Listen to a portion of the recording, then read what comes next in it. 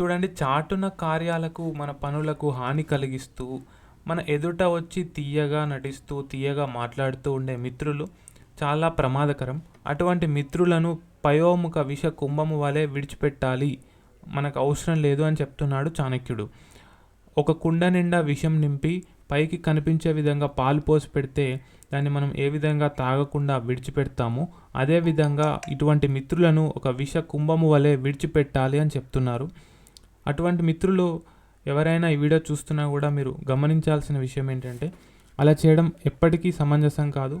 మన కర్మ మనకి తప్పకుండా ప్రతిఫలాన్ని ఇస్తుంది. ఒక దుఃఖ రూపంలో, ఒక పెను ప్రమాద రూపంలోనో, ఒక అనారోగ్య సమస్య రూపంలోనో మన కర్మ అనేది మనకు వచ్చి తీరుతుంది.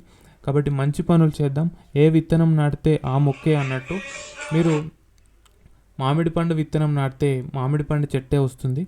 మీరు కలుపు మొక్కలు నాటితే కలుపు మొక్కలే పెరుగుతాయి. కాబట్టి ఎవ్వరు చూడట్లేదు నన్ను అని అస్సలు అనుకోవద్దు.